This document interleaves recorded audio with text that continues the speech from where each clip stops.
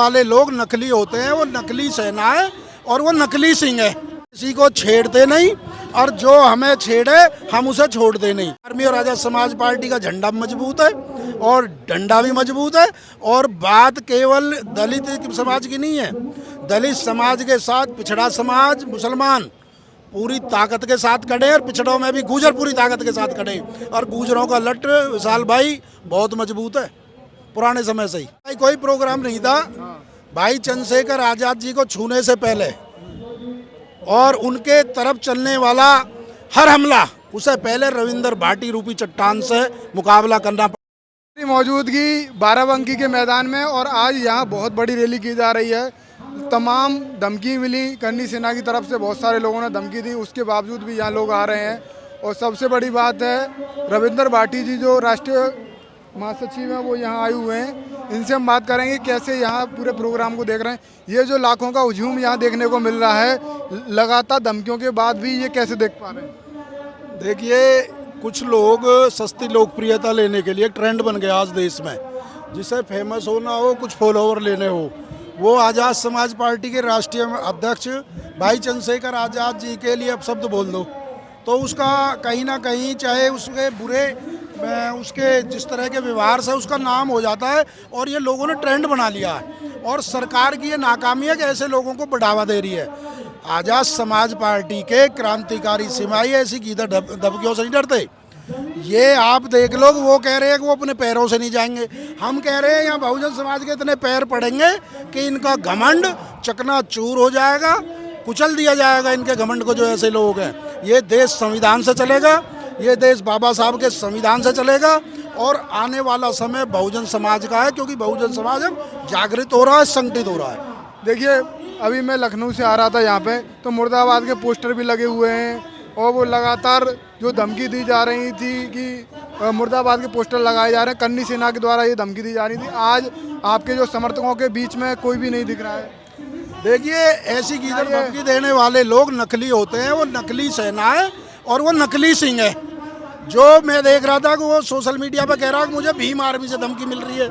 अरे भाई, जैसी करनी वैसी बननी, क्रिया की प्रतिक्रिया तो मिलेगी। हम किसी को छेड़ते नहीं और जो हमें छेड़े हम उसे छोड़ते नहीं।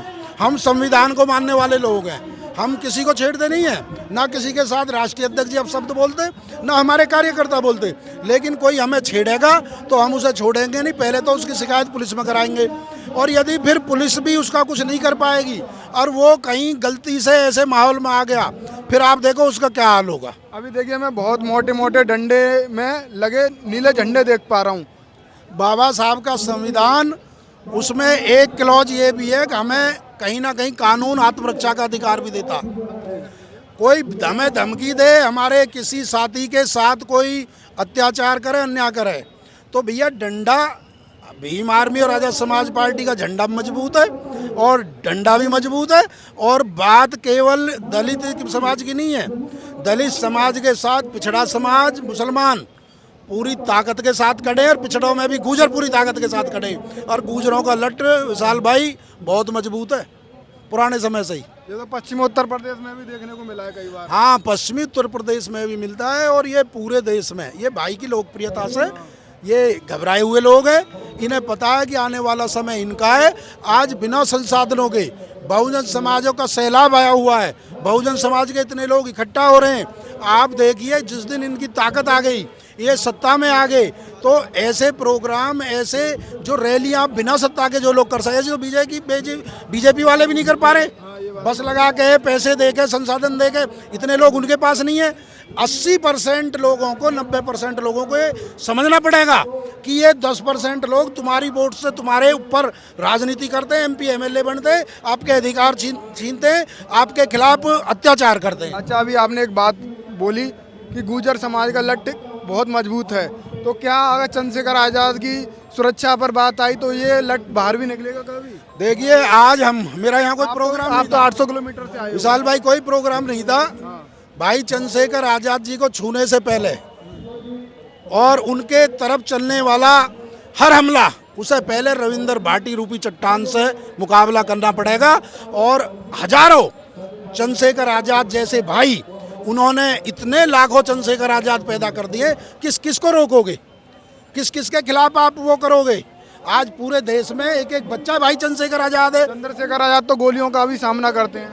अच्छा देखिए, जो गोली से नहीं डरे विशाल भाई, आपको याद होगा कि भरतपुर में बहुजन समाज का प्रोग्राम था, रैली थी राजस्थान के अंदर, और 3 दिन भाई को गोली लगे हुई थी। उस गोली लगने के बाद 800 किलोमीटर एम्बुलेंस में घायल अवस्था में जो बब्बर शहर अपने बहुजन समाज के मान सम्मान के लिए जा सकता है, अपने बहुजन समाज के बुलाए पे जा सकता है, जो कभी ना रुकता है, ना कभी थकता है, ना कभी डरता है, जब वो इतनी दूर जा सकते हैं, तो ये तो एक छोटा सा, जो कुछ लोगों की तुच्छ मानसिकता, उनकी सोच है कि वो फेमस होना चाहते हैं, और सरकार चाहती तो ऐसे लोगों पे कार्रवाई हो जाती। मेरा एक आखिरी सवाल है, अभी आपने बोला कोई काम नहीं था यहाँ, और यहाँ मान लीजिए चंद्रशेखर आज़ाद पर वैसे तो कोई दिक्कत नहीं लग रही, यहाँ कोई प्रोग्राम खराब हो, और अगर कोई बात होती है, क्या हुआ हमला आप अपने ऊपर? अरे हम खड़े ही हैं मेरे भाई, हम भाई की परछाई हैं। उससे पहले आने वाले हमलों को, उनकी तरफ आने वाली हर गोली को, उनकी तरफ आने वाले हर जो बदतमीज लोग हैं, उनकी बुद्धि को ठीक करने के लिए हम तैयार हैं। लेकिन हम संवैधानिक लोग हैं, हम अपनी तरफ से पहल नहीं करते विशाल भाई। लेकिन जो कोई हमें छेड़ेगा तो हम स्वाभिमानी लोग हैं, उसे छोड़ेंगे नहीं। या तो प्रशासन कार्रवाई करे, प्रशासन के बस की नहीं है तो फिर हम हमारे ऊपर छोड़ दें। बहुत बड़ी बात बोल दी रविंद्र भाटी जी ने, इस वीडियो को शेयर करें।